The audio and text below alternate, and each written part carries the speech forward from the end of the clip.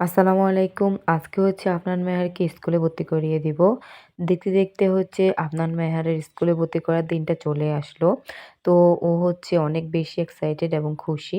তো ও আজকে হচ্ছে ওকে স্কুলে ভর্তি করিয়ে দিব। ২০২৫ সাল থেকে তার স্কুল জীবন শুরু হবে।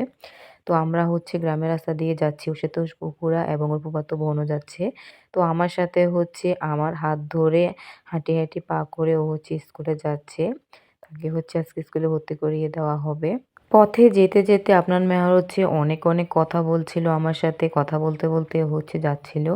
তো ওদের বাড়ি থেকে স্কুলটা তেমন একটা দূরে না, একটু কাছেই। সে কারণে হচ্ছে এই স্কুলটাতে ওকে হচ্ছে ভর্তি করিয়ে দেব। তো হচ্ছে ১ম আমার হাত ধরে হচ্ছে স্কুলে যাচ্ছে এবং তাকে হচ্ছে ভর্তি করিয়ে দেওয়া হবে। তো স্কুলে গিয়ে দেখি আজকে হচ্ছে ফলাফল দিচ্ছে, বাচ্চাদের রেজাল্ট দিচ্ছে। তো আমরা হচ্ছে রেজাল্ট দেওয়া পর্যন্ত অপেক্ষা করিনি। জাস্ট হচ্ছে মেহারকে ভর্তি করিয়ে দিয়ে আমরা হচ্ছে বাড়িতে চলে আসি। তো এই তো আমরা হচ্ছে ভিতরে গিয়ে হচ্ছে আপনার মেহারকে ভর্তি করিয়ে দিই। এই তো তার হাতে হচ্ছে বেস।